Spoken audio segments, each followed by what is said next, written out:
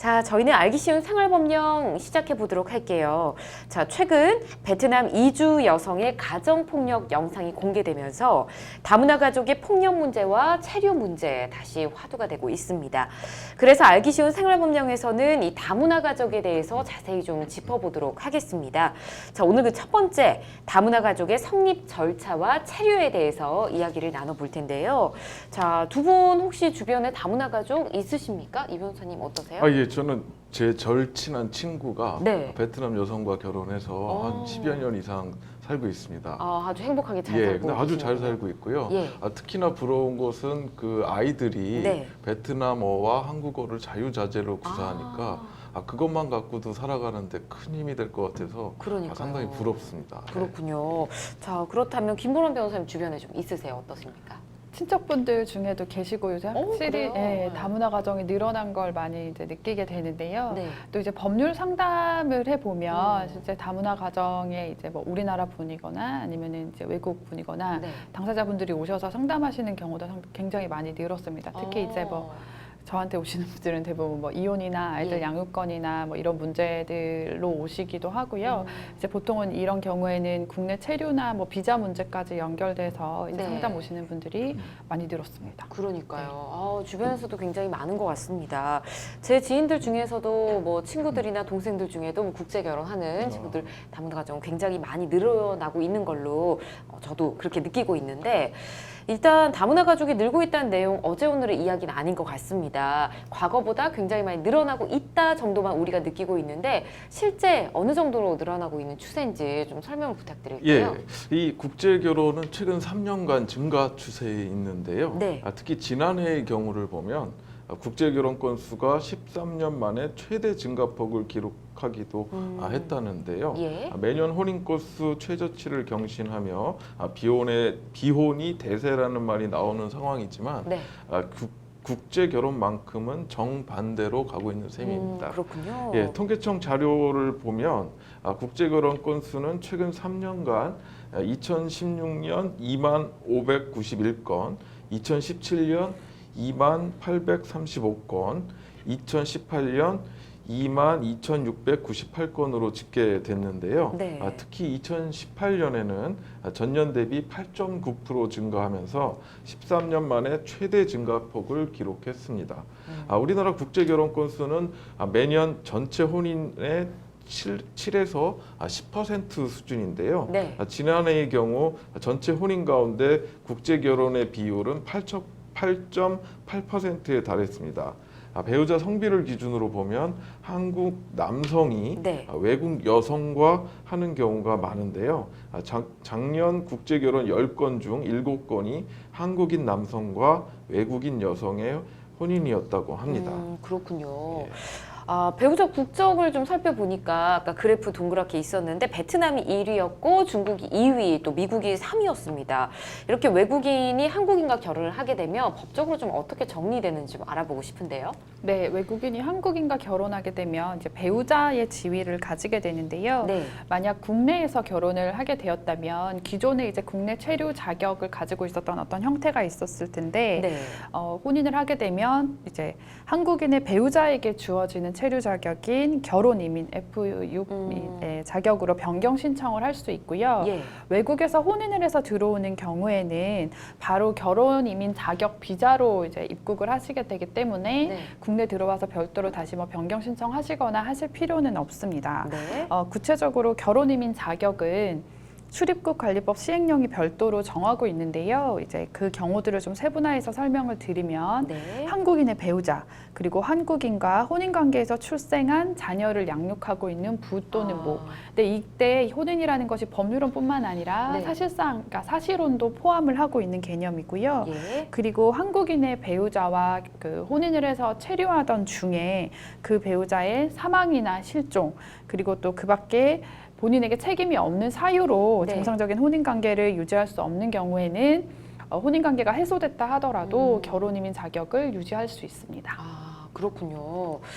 좀 복잡하긴 합니다. 네. 근데 또 이번에 문제로 떠올랐던 것 중 하나가 바로 체류 문제였는데 이 비자 발급이나 귀화 때 남편이 굉장히 절대적인 존재라고 하거든요. 그래서 지난해 유엔에서도 이런 문제로 권고를 또 받기도 했다고 하는데 이 변호사님 어떤 내용인가요? 예, 그러니까 지난해 그 유엔 인권차별철폐위원회의 권고가 있었는데요. 네. 국내 결혼 이민 비자 제도가 차별을 조장할 수 있다고 하면서 결혼 이민자의 혼인 여부와 상관없이 예. 체류가 안정화돼야 한다라는 권고를 했습니다. 네.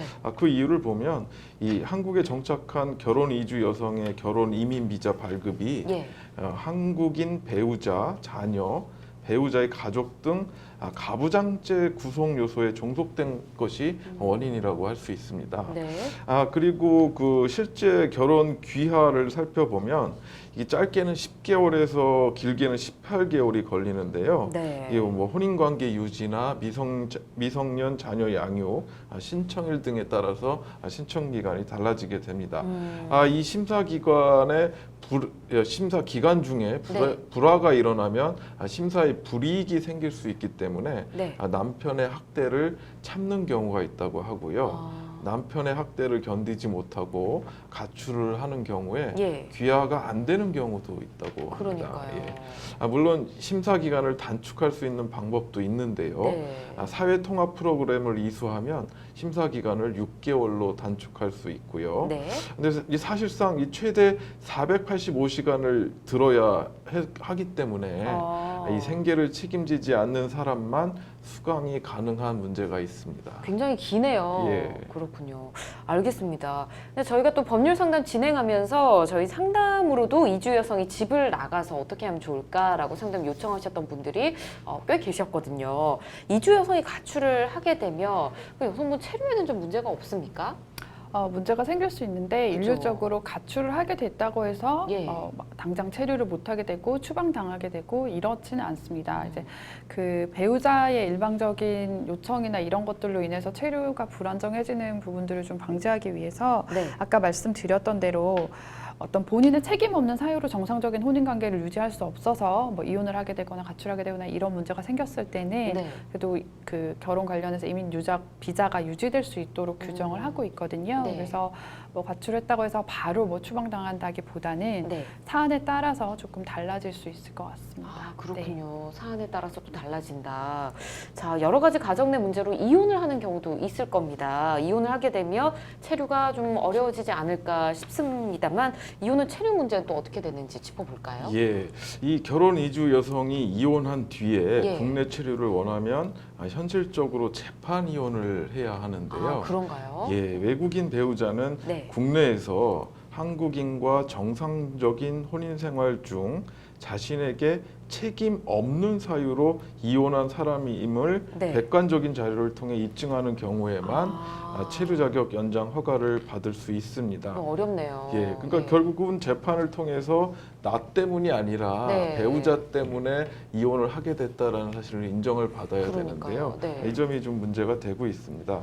매뉴얼 상으로는 여러 가지 자료를 통해 귀책 사유 없음을 입증할 수 있는 것으로 보이지만 네. 실상은 재판 이혼을 통해 법원에서 이혼 사유가 상대방에게 있음을 입증한 경우가 아니라면 체류 자격 연장을 받는 것은 상당히 어려운 상황입니다. 예.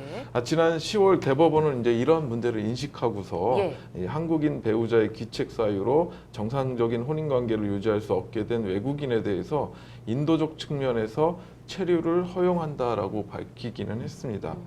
또 연장 신청을 거절을 하려면 네. 이혼의 주된 책임이 이주 여성에게 있다는 것을 행정당국이 직접 입증해야 한다고 판단했는데요.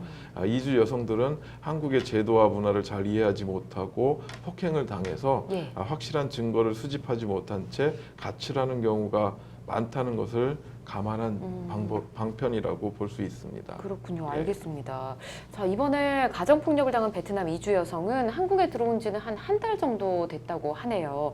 또 이 이주 여성은 계속해서 한국에서 살고 싶고 뭐 베트남에서 어머니도 모셔오고 싶다라고 밝혔다고 하는데 자, 이 부분 어떻게 될까요, 김보람 변호사님? 아까 이제 변호사님 말씀하신 것처럼 이 사안의 경우도 본인의 책임 없는 사유로 이제 뭐 이혼을 하게 되거나 이런 것들이 입증이 되면 예. 본인의 체류 문제는 거기에 해당이 된다면은 뭐 연장되거나 할 수 있을 것 같고요. 예. 근데 이제 부모님 관련 문제는 네. 뭐 단순히 내가 원한다고 해서 뭐 부모님까지 모시고 오고 이렇게 될 수 있는 부분들은 아니고 부모님에 대해서는 별도로 뭐 이제 체류할 수 있는 비자나 이런 요건이 충족되어야 그렇죠. 되는 문제라서 예. 요건 이제 사안별로 요것도 역시 좀 다르게 판단될 것 같습니다. 그렇군요. 잘 알겠습니다. 자, 다문화 가족의 성립 절차와 체류 문제에 대해서 오늘은 좀 살펴봤고요. 다음 시간에는 다문화 가족 내 법률적 문제와 또 그 지원에 대해서 이야기를 나눠보도록 하겠습니다. 다문화 가족과 관련해 더 궁금한 점 있으신 분들 법제처 홈페이지를 참고하시면 되겠고요.